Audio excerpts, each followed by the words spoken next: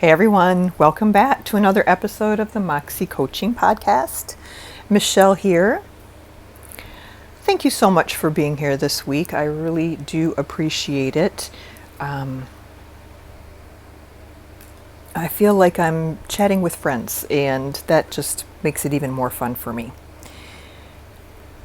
We are gaining new followers, and first of all, welcome to everyone here who is new. What we do here is learn how to use the tarot in a way that is personally helpful for you as an individual. And what we do here is share information about the tarot that is designed to help you read the tarot as a complete beginner. We'll talk about this in a future podcast. I'm working on it right now, but there is no correct way to read the tarot. This is my way of reading. This is what I want to share with you because I feel like it is helpful, it's useful, and it works. So, if that's you, stick around. Thank you so much. To everybody else who's been here a while, remember to please rate and review. It really helps everybody find the podcast, and I would greatly appreciate it. Preferably, like 5 stars would be awesome. Okay. All right. This week we're going to talk about how to read the tarot with confidence. And confidence is something that certainly comes with time as a reader, but there are other things, or there are things we can do. There are ways that we can approach reading the tarot that make things easier. There are things that we can do that will help us feel more confident in a tarot reading, and that's what we're going to talk about today. One of the biggest challenges for new readers is, I think, a fear of doing it wrong. And I'm here to tell you that there is no way to do tarot wrong. You use tarot in the way that works for you, right? It's the old you do you, boo, whatever works. The whole point for me of the tarot is to provide us with insight that we might not normally have access to. So if shoving a tarot card in your bra and walking around with it for the day helps you figure something out, go for it. It doesn't matter. It doesn't matter what it is. It just needs to work and not hurt somebody else, right? Let's talk about what we can do to help ourselves avoid that second guessing, avoid that critical inner little voice who sits there and says, "Are you sure that's what that means? I don't know, you might want to think about it this way. I don't think it means that. Nah, you might want to look it up in the book. I don't think you got this." That's what I want to help you work through. I want to help you muzzle that little guy. So what are some things that you can do? Number 1, the basics, right? Choose a time of reading when you are not tearing your hair out. I suggest not sitting down to read when you are overly emotionally activated in any way, good or bad. Certainly setting down to do a reading when you're angry, or when you're one step away from crying, being sad. It's maybe not the best time, because we're not always thinking as clearly as we should, and we're not certainly open, or as open usually, to noticing what is coming through from spirit. Okay. Second one, avoid stimulants. Avoid too much tea, too much coffee, too much caffeine, basically. I have found that I don't read well when I have had too much coffee. That my mind has a tendency to jump around from place to place. I don't get the same kind of like open-ended downloads when I am too buzzed up on caffeine. It kind of goes back to the mellow mindset thing, to get yourself into a space where you truly can tap in, right? You know, what we're doing, in my opinion, what we're doing when we're reading the tarot is two things. We're tapping into our own intuition, our subconscious, our unconscious, and we're thinning the veil between this space and the ethereal space for the purpose of gaining insight. And if we're too zippy, we aren't going to be able to hear that insight, okay? On the same note, working with your spirit guides, working to develop a relationship with your spirit guides. And when I first started doing this, I felt ridiculous. I was not raised, as you know, I was not raised in a traditionally religious household, so prayer to me seemed foreign, and it seemed disingenuous because, I don't know, I wasn't raised on God. I wasn't, the traditional God. And so for me to, to sit down and pray, it just didn't feel right. However, I wanted that connection. I wanted that feeling of someone or something having my back. And that's when I started working on my relationship with my spirit guide. Trying to establish a sense of who they are, not who this individual. Most of us have many spirit guides, but who they are, what they're trying to do to help us, what we can do to call on them for support. And when we have a sort of an open flowing relationship with our spirit guides, we find that life goes much more smoothly, and tarot readings are much easier because we're able to open up our mind and better trust what's coming through.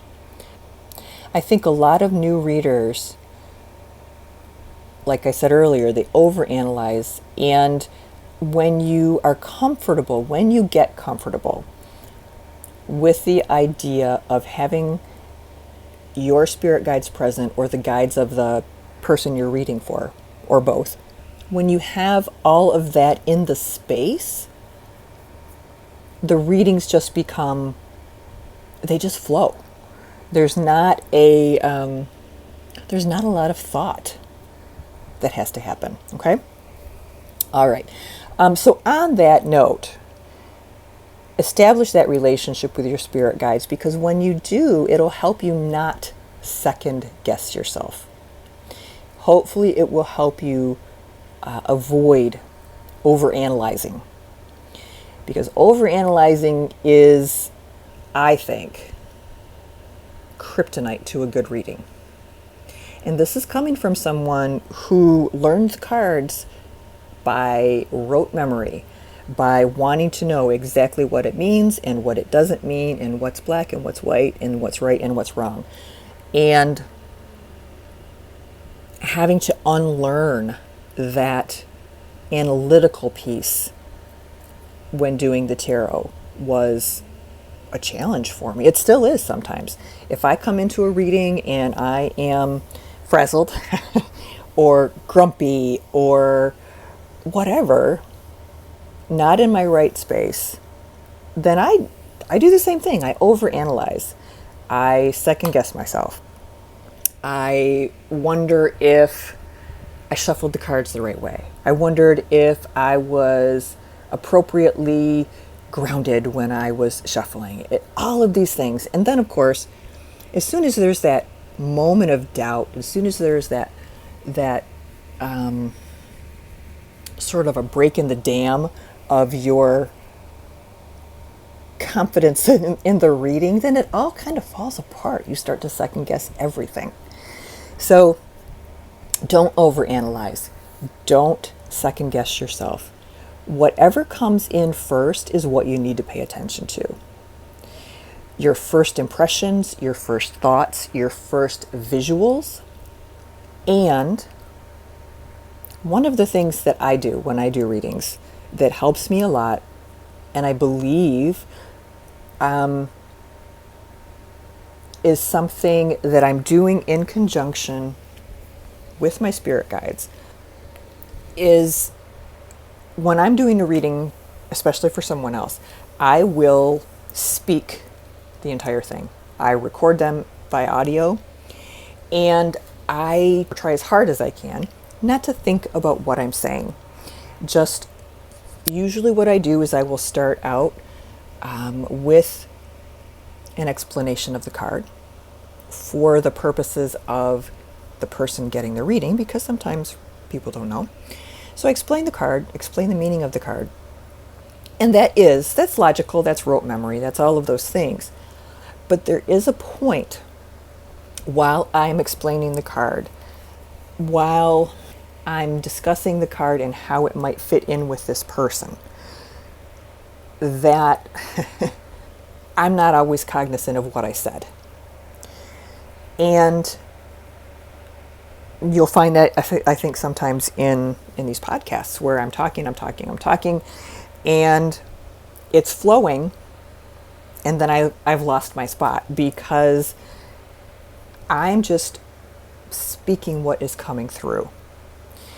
And when I just speak what's coming through without overanalyzing it, without second guessing it, and just let it flow, that's when I get the best results.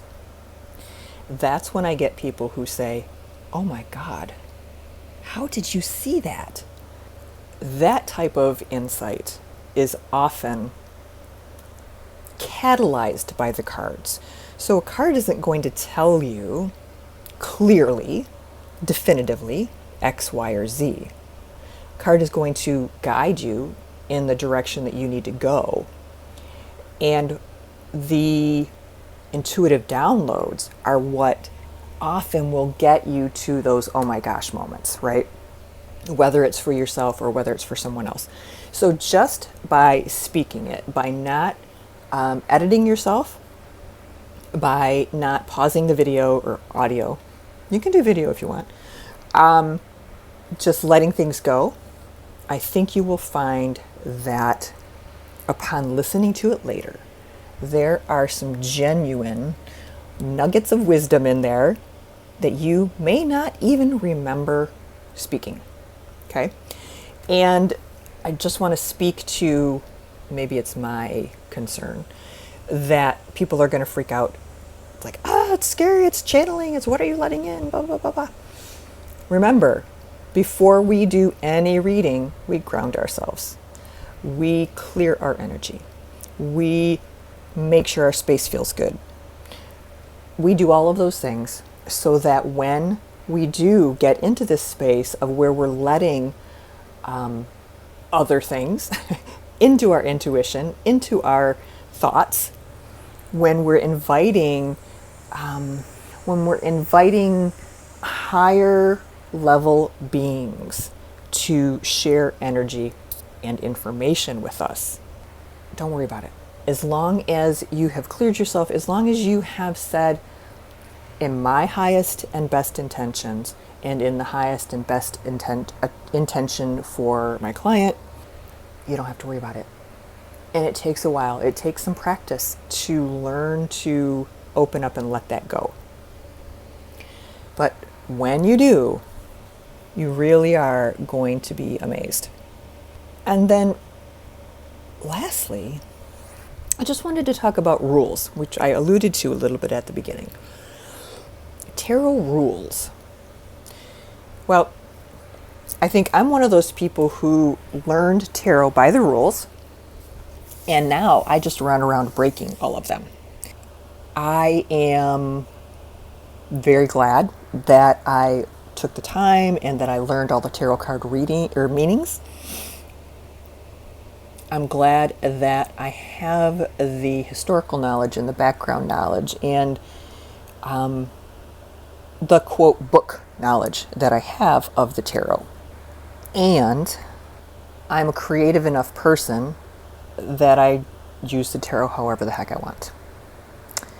I was also that person who, when I used to golf, because I sucked so bad, didn't keep score and would like whip the ball into the fairway if it was not in the fairway. So, that's the kind of person I am. So, ignore the rules. Learn the card meanings if you want to. I do recommend it. It is valuable, but you don't have to. And we're going to talk about that, like I said, in some later podcasts. I've got some really fun courses coming up. Course for someone who wants to use the tarot with absolutely no, zero, nada knowledge of the tarot cards. And another course that's going to help you build tarot card meanings for those of you who are looking to learn the tarot. This is a new system that I've developed. It is a set of cards. It's a deck itself. And the deck is designed to help you build tarot card meanings for any individual card. The deck is broken up into different categories: court cards, major arcana, minor arcana, symbolism, numerology, questions to ask, all of these different cards that you are able, or the user is able, to lay out next to the card that they are trying to come to a meaning for, a card that they are trying to figure out. And when you put all of these cards next to the card that you are trying to identify and learn about, you have an incredible amount of information available to you that, number one, you didn't have to look up in the book. And I'm not giving you card meanings, by the way. No card meanings here. This is all information and tools to help you figure out the meaning in a way that works for you. And it doesn't mean that you can't, certainly doesn't mean that you can't use traditional meanings. But the goal here is to help people who want to begin learning how to read the tarot, to do it in a way that's fun, that is flexible, and that actually works. The cards all have, on the reverse side, they have a space where you can make notes. So you can turn them into literally traditional flashcards, or you can write any kind of note that you want on the back of that card that is relevant to that card and how you are going to use it. So what this accomplishes, it accomplishes a couple things. It accomplishes helping you interpret the cards. It helps you learn the tarot cards. It helps you learn the tarot in a much, I want to say, a richer, deeper way than just simply learning the card meanings. Because by building the cards this way, you're looking at things and elements of that card that aren't usually talked about when we just give someone the meaning. There are so many meaning books out there, thousands and thousands of them probably. And you can look in each one of them, and each one of them will have a card meaning for each of the 78 cards in the deck. And it's going to talk about the practical things in the card. This card means, when you see this card, these are the key words. But it's not going to talk about the symbolism in the card, and it's not going to talk about the numerology connections in the card or the elemental connections. It's not going to talk about, in general, what type of person a Queen of Cups is. All right, so that was a lot on that. All right, so let's summarize this really quickly. What do you need to do to read tarot with confidence? Number one, work on your relationship with your spirit guides. Maintain your mindset. Come to your reading with the right mindset. Come to your reading not all jacked up on caffeine or whatever. So put yourself set yourself up for success in that way. Make sure your space feels good. Make sure that when you sit down, you're not looking at a pile of laundry that's stressing you out and pulling your attention away. Or choose to do a reading at a time when your spouse can listen for the dog barking or the baby crying or whatever it is. Mindset is important, especially when we want to tune in, tap in to our intuition and those spirit guides. Because if there's too much static in the back, we are not going to recognize what's coming through. Intuitive downloads always, but even in the tarot, are very subtle. And if you are only half there mentally, you're not going to get them when you do your reading.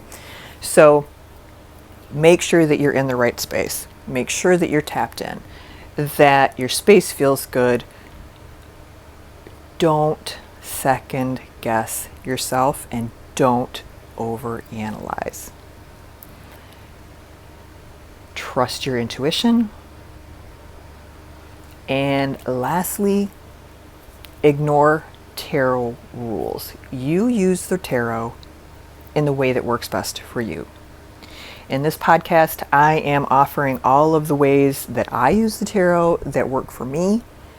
And if they work for you, fantastic. You might just be able to pick them up and use them. But if not, I'm not offended. My whole goal is just to get more people using the tarot, more people recognizing that it can be such a great tool for dealing with our stuff. All right, I think that is it for this week. Stay tuned, because in just a few minutes we're going to transition over to this week's tarot card reading, which is all about the new moon. We have a new moon coming on the 28th. And so we're going to talk about what we can do to support ourselves, what we can work to cultivate in this new moon, and what it is that we can consider letting go of. All right, have a great week and stay tuned. All right, let's talk tarot. This week, on the 28th, we will have a new moon. And I thought that it might be nice to do a reading for this week that reflects something about the new moon. So the first card that I chose is just a general vibe for the week card. The second card I chose is something that we can welcome in, because that's what the new moon is all about. The new moon is all about new things, welcoming things in, opening ourselves up to new things. And then the third card is something for us to let go of, something that maybe isn't serving us quite so well right now. All right. So, for the first card, for the card that just gives us the general vibe of the week, we have the Two of Pentacles.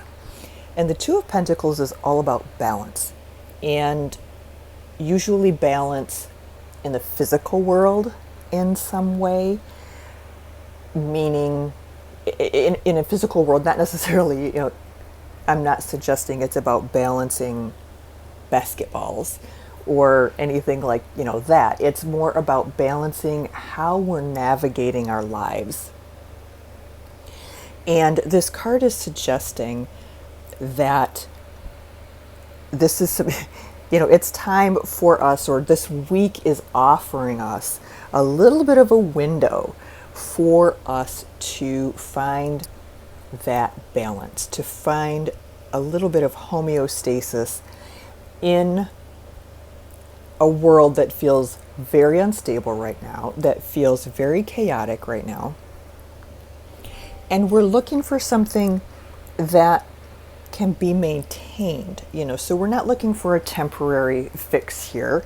We're looking for something that can be maintained. So like a new exercise habit, or a new way of eating, or a new way of whatever it is. The vibe this week is, hey, I recognize that I, being the universe, recognize that things are very chaotic right now. Things are troubling. Things are feeling unsettled. And there are some good things going on. There are some people out there who are doing good things. There are positive forces in the universe as well.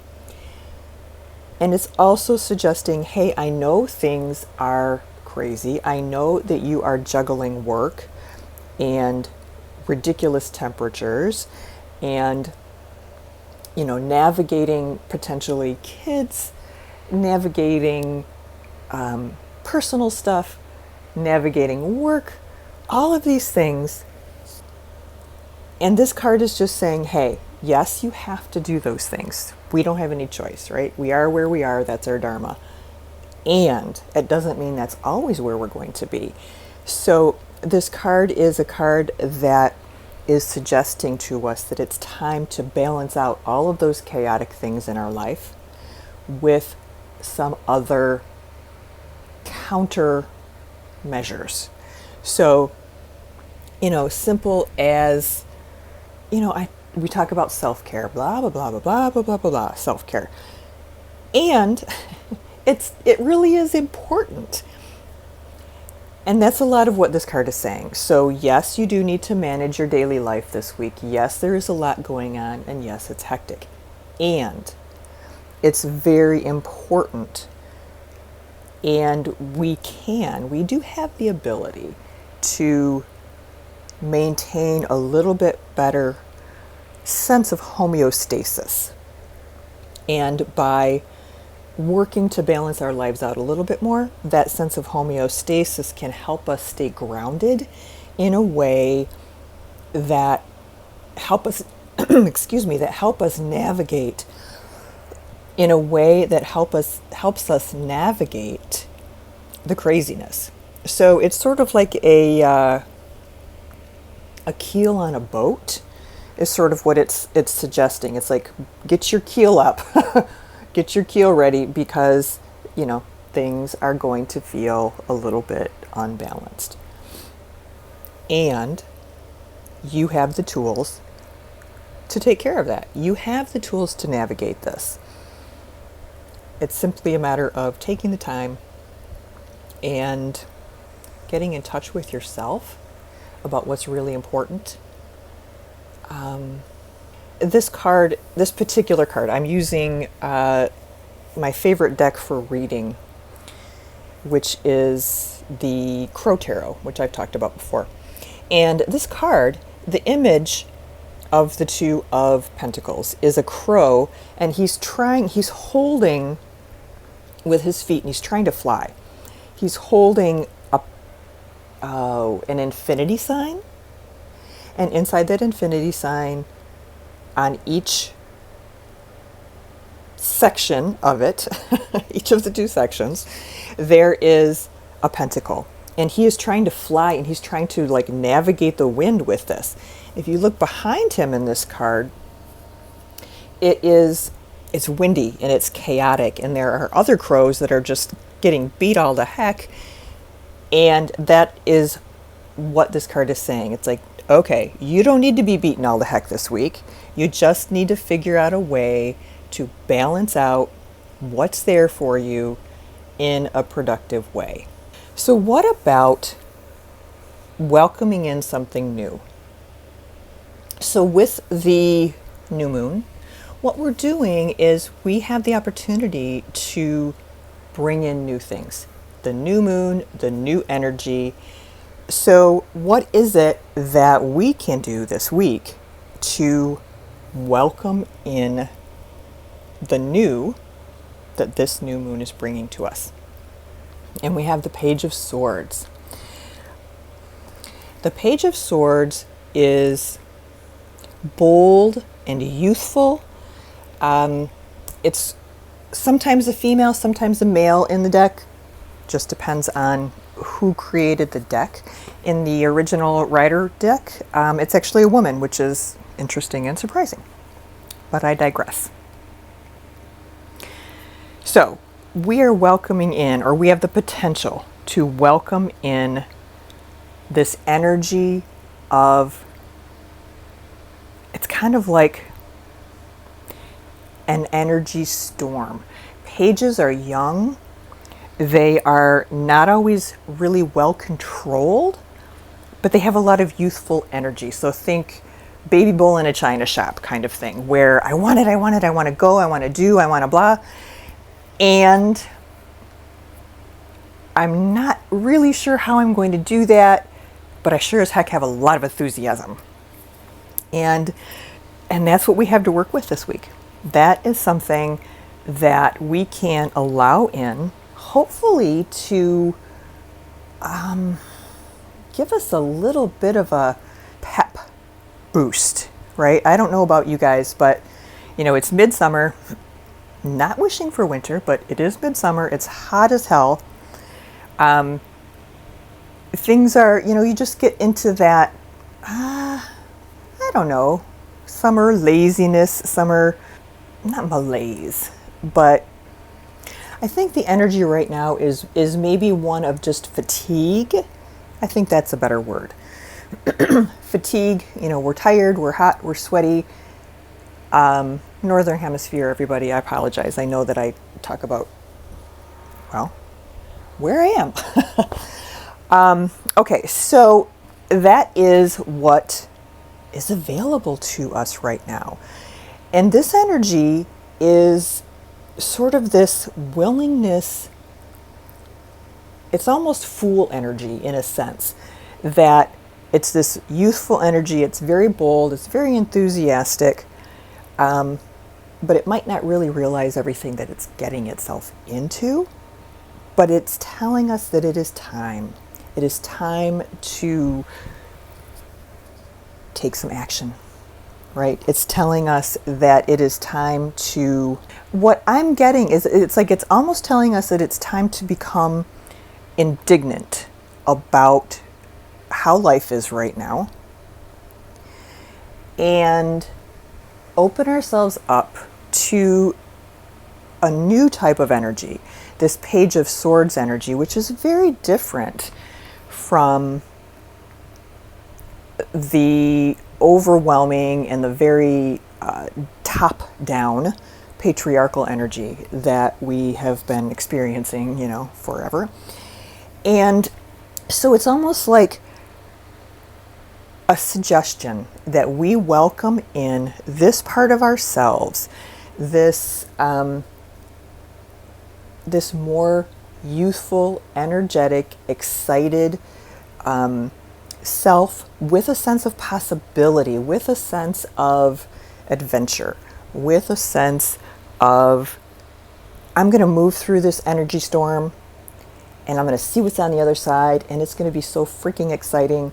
And my life could change. I have no idea, but I'm going for it.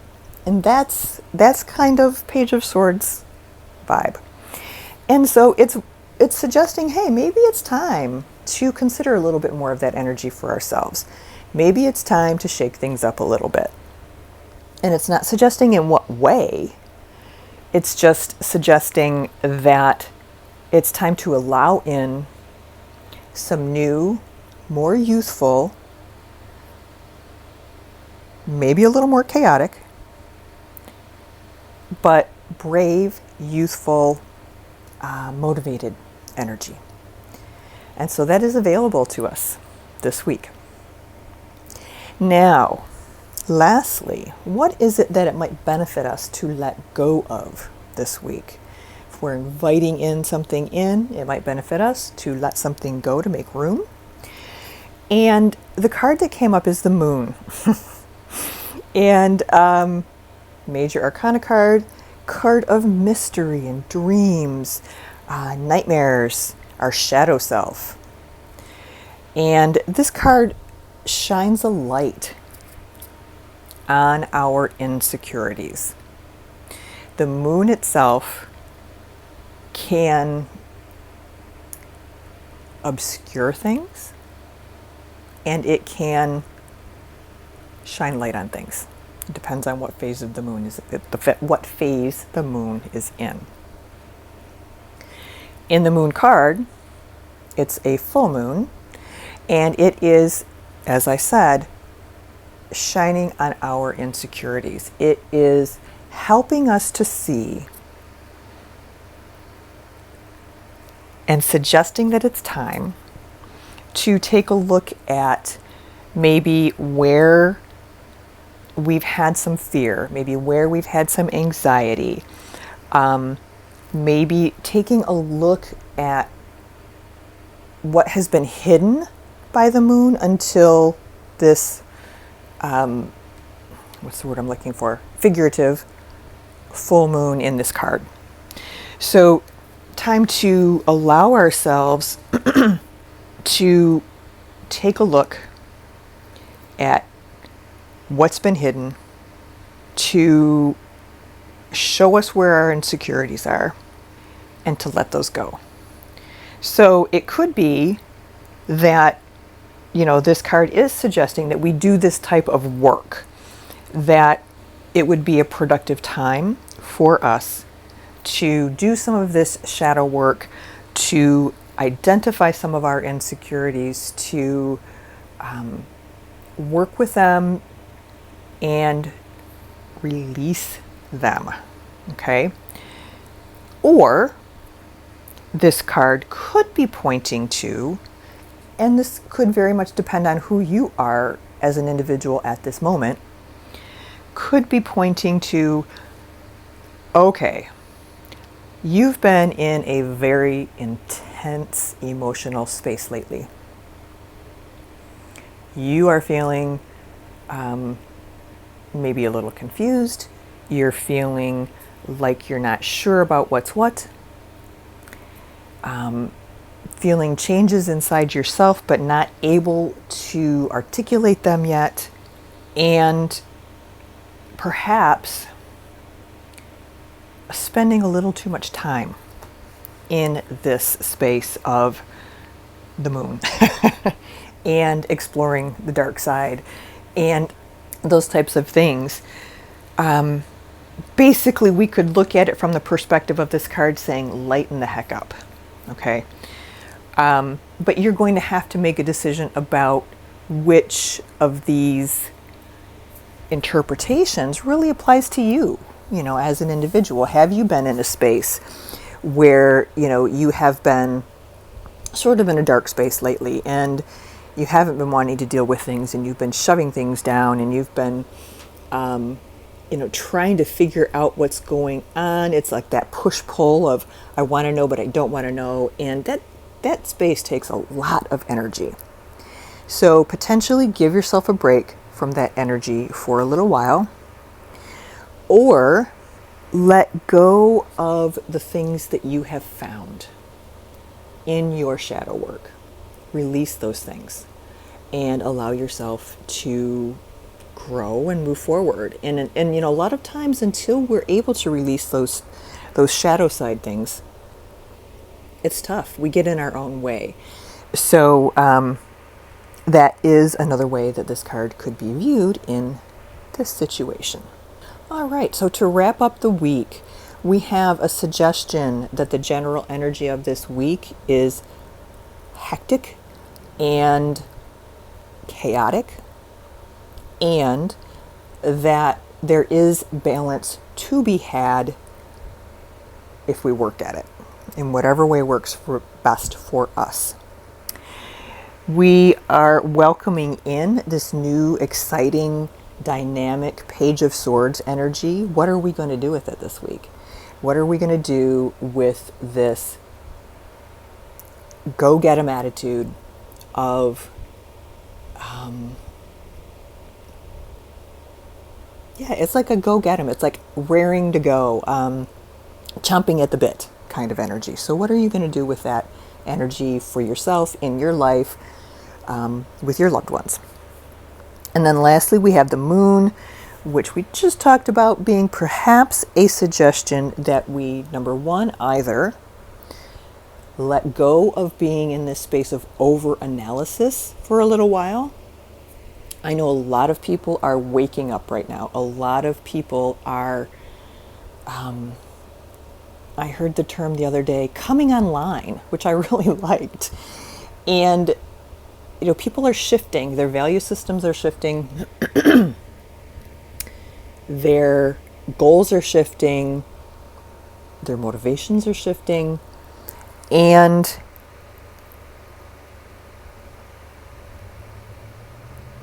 we're spending a lot of time in this headspace.